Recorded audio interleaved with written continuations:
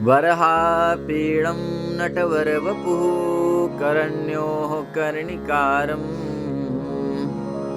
बिभ्रद्वासः कनककपिशं वैजयन्तीं च मालाम् रन्ध्राणवेणोरधरसुधया पूरयन् गोपवृन्दैः बृन्दारण्यं स्वपदरमणं प्रविशद गीतकीर्तिः।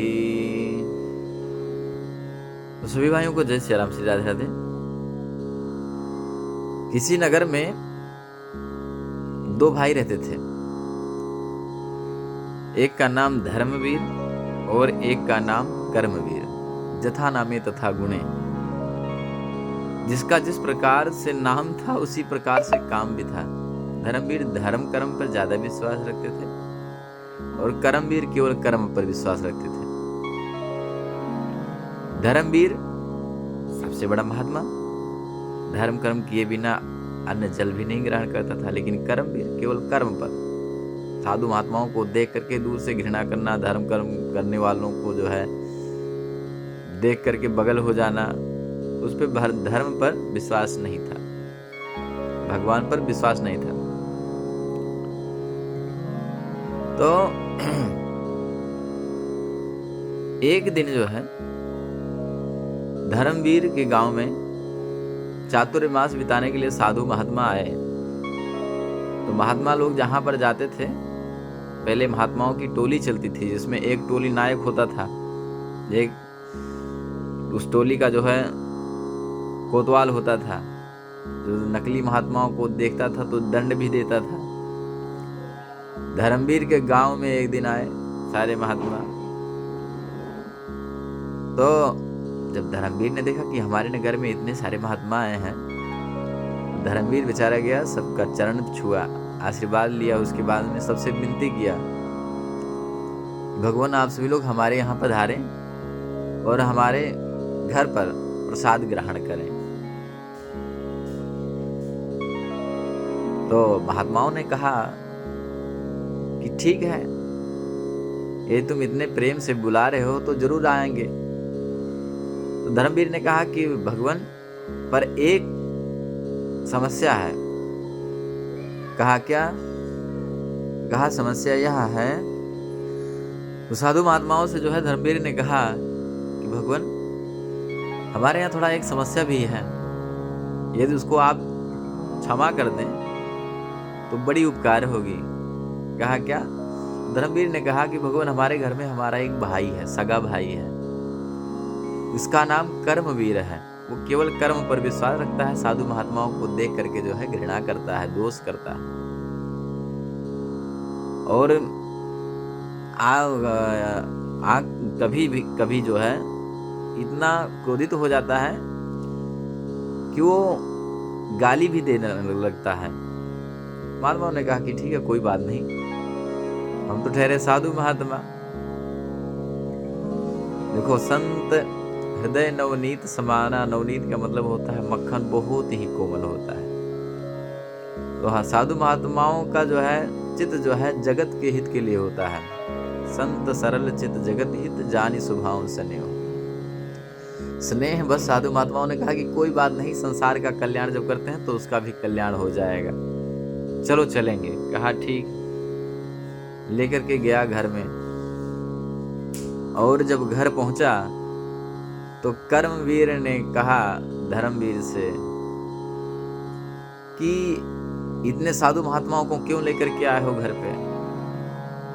धर्मवीर ने कहा कि देखो, साधु महात्माएं हैं, साधु महात्माओं को हम लेकर के आए हैं, कुछ बोलना नहीं। तो कर्मवीर ने कहा कि ठीक है, जितनी पूंजी कमाए हो उतनी आज लुटा दो, जितनी आज तक कमा करके रखे हो सब इन्हीं साधु महात्माओं में लुटा दो। जब कुछ नहीं रह जाएगा तो हाथ फैलाना। धर्मवीर ने कहा कि ठीक है, कोई बात नहीं। तो कहा कि ठीक है, हम कमरे में चले जाते हैं, जब तक ये लोग नहीं जाएंगे तब तक हम कमरे से बाहर नहीं निकलेंगे। कर्मवीर ने कहा जब चले जाएं तब बोल देना, एक बार हम निकल जाएंगे। कहा ठीक है। साधु महात्मा गए बेचारे घर में, ठहरे सोपाकी अपने हाथों से उन्होंने ने अपने हाथों से भोग प्रसाद बनाया, सभी को खिलाया पिलाया। तो महात्माओं ने कहा कि ठीक है धर्मवीर, अपने भाई कर्मवीर को भी बुलाओ। तो कर्मवीर ने कहा कि महात्मन जाने दो, आपसे हाथ जोड़ करके विनती है कि उसको मत बुलाओ। दो कुछ भी बोल सकता है, अनाप शनाप कुछ भी बोलेगा।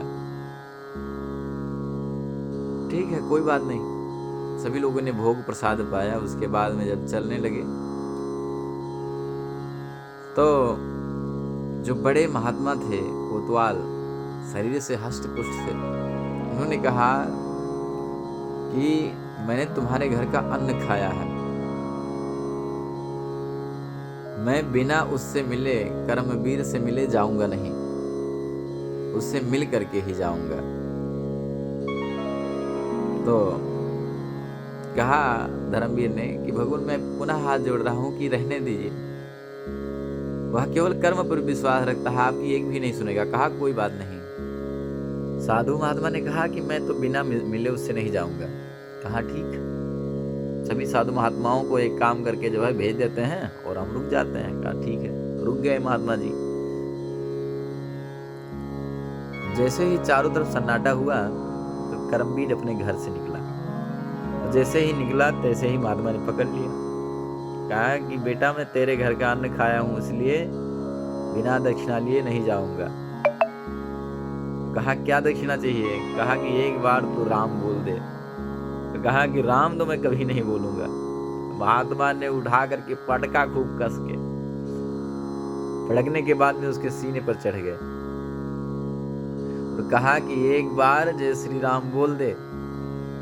अब महात्मा जी थे हष्ट पुष्ट, कर्मवीर की तो हालत खराब। कहा कि इसके हाथों से मरने से अच्छा है कि एक बार जय श्री राम बोल ही दो। जोर से बोला जय श्री राम। जैसे ही जय श्री राम बोला तैसे ही महात्मा छोड़ दिए। तो महात्मा ने कहा कि इस नाम को कभी बेचना मत। तो वो समझ नहीं पाया। कहा हाँ ठीक है कोई बात नहीं, नहीं बेचूंगा।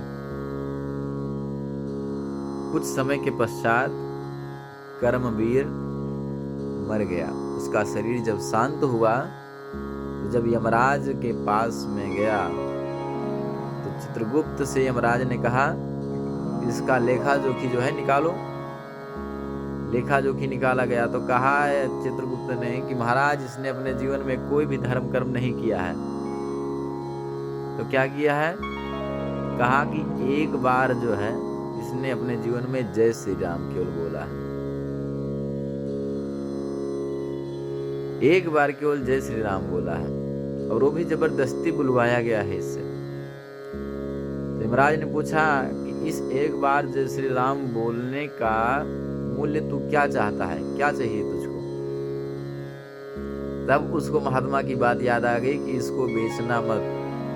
कहा उस व्यक्ति ने कि ये बताओ कि एक बार जय श्री राम बोलने का महत्व क्या है, कितना इसका मूल्य हो सकता है?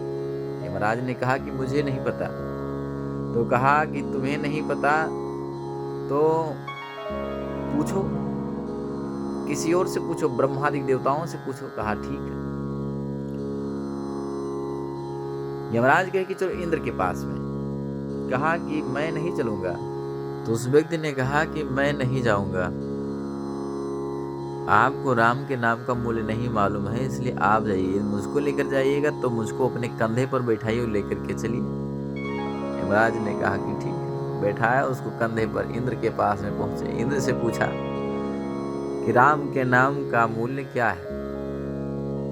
उन्होंने कहा कि जानते तो हम भी हैं, लेकिन इसका मूल्य कितना है ये हम भी नहीं जानते। तो किसके पास चला जाए?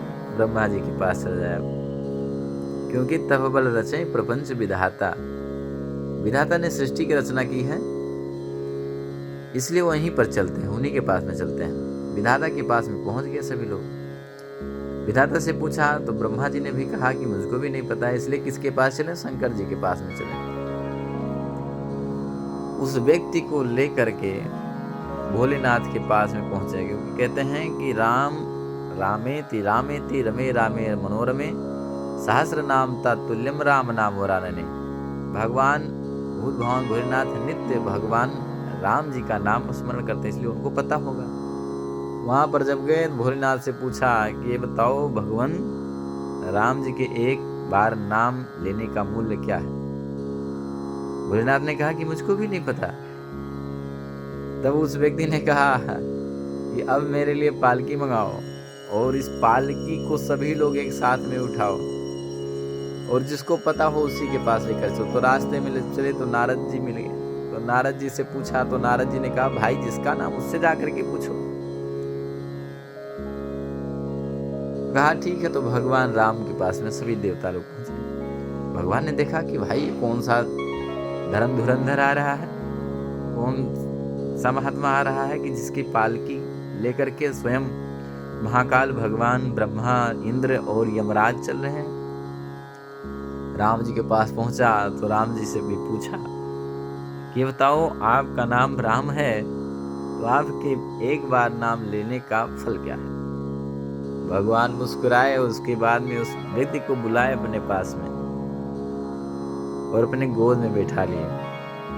कहा बेटा पता तो हमें भी नहीं है कि मेरे एक नाम लेने से क्या फल मिलता है। तो यही सोच कि जो व्यक्ति एक बार राम जी का नाम लिया, मेरा नाम लिया, उसकी पालकी को ला करके भगवान शिव ब्रह्मा इंद्र और यमराज जिसकी पालकी को ला करके मेरे पास पहुंचा दें, भला उससे बड़ा सौभाग्यशाली कौन होगा इस संसार में।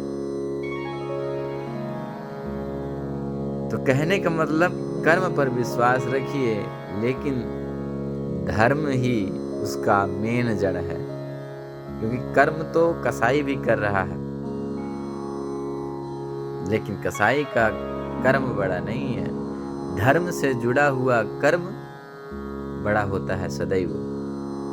जो व्यक्ति सिद्धि आचरण के द्वारा धर्म के द्वारा धर्म से सम्मिलित होकर के कर्म करता है, वही व्यक्ति संसार में सदैव सर्वत्र बड़ा होता है। इसलिए धर्म से जुड़ा हुआ कार्य ही करना यथोचित है। तुलसियावर रामचंद्र की जय।